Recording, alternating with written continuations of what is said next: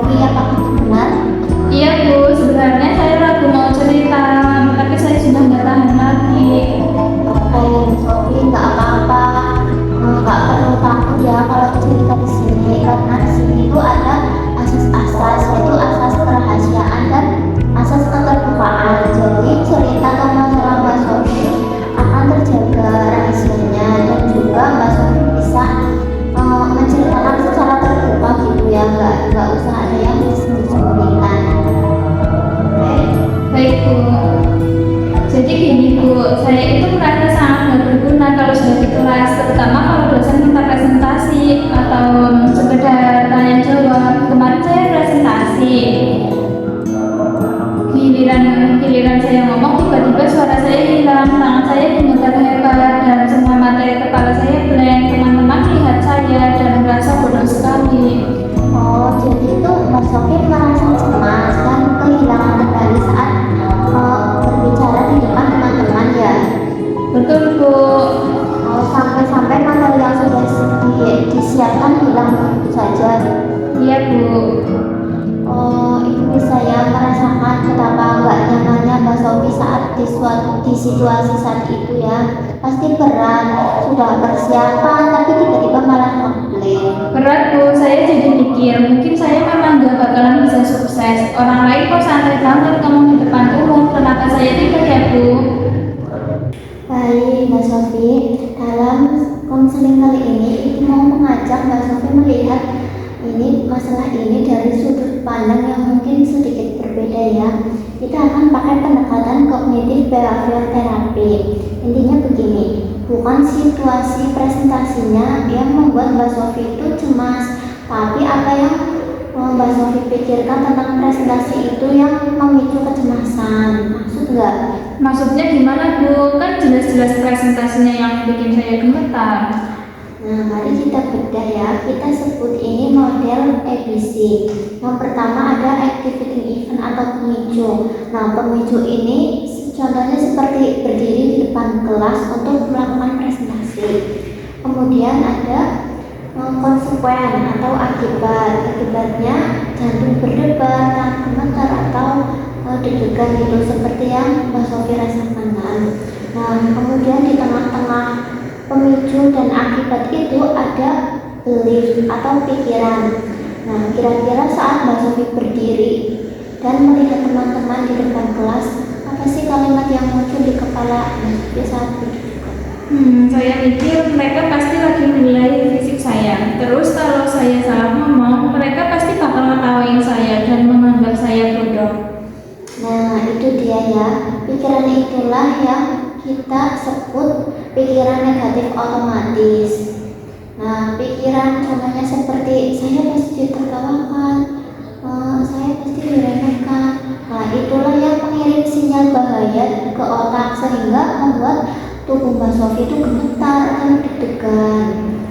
Nah, sekarang mari kita uji kebenaran pikiran Mbak Sofi itu tadi. Apakah boleh? Boleh Bu. Nah, tadi Mbak Sofi bilang kalau saya salah, terus mereka pasti ngetawain saya. Ada nggak sih apa bukti nyata kalau Mbak Sofi itu punya pikiran bahwa teman-teman pasti akan tertawa?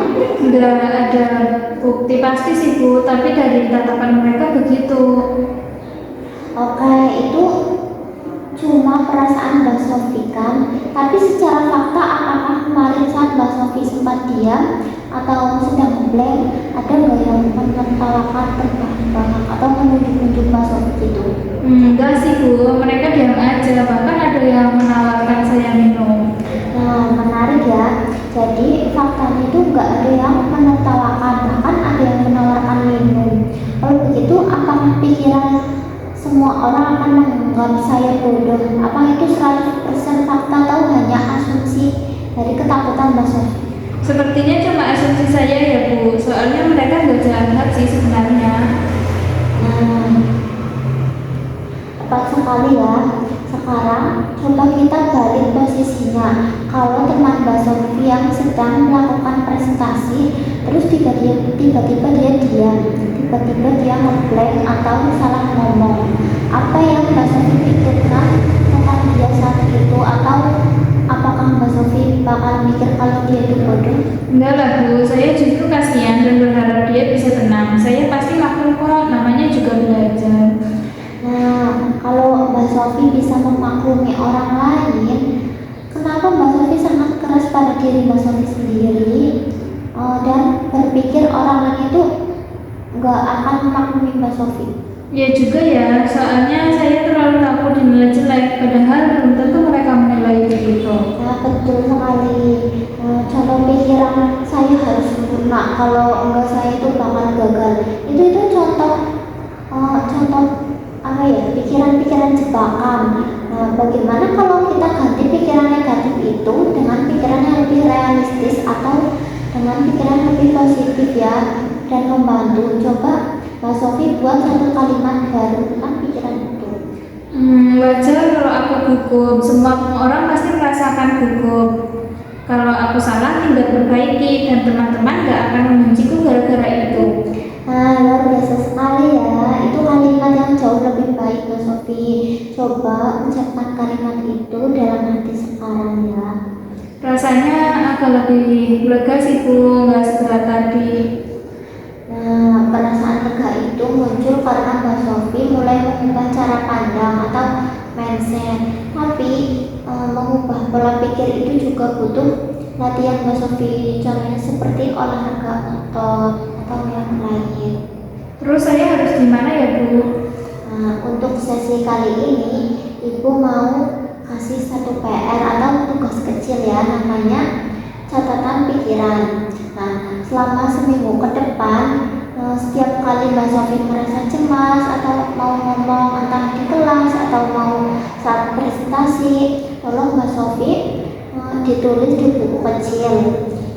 Yang pertama itu tulis situasinya saat itu yang membuat Mbak Sofi gemetar atau deg-degan gitu.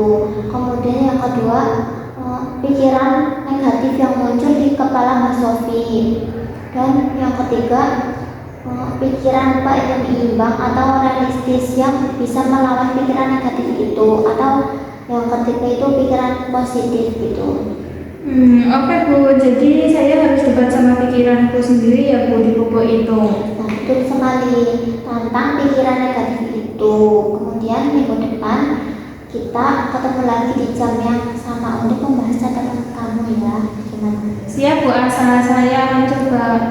Oke, bagus. Sebelum kita akhiri, apa sih satu hal yang penting bagi Mbak Sofi yang dapat diambil dari percakapan kita hari ini? Saya belajar kalau rasa takut saya itu datang dari pikiran saya sendiri ya sendiri yang lebay, bukan karena teman-teman saya jahat, dan saya harus belajar pikir lebih santai. Nah, kesimpulan yang bagus ya, itu bangga Mbak Sofi sudah mau terbuka dan mau belajar untuk kedepannya. Tetap semangat ya, karena semuanya itu butuh proses. Sampai jumpa kita di minggu depan ya. Ya, terima kasih Bu Asa, sampai jumpa. Sama.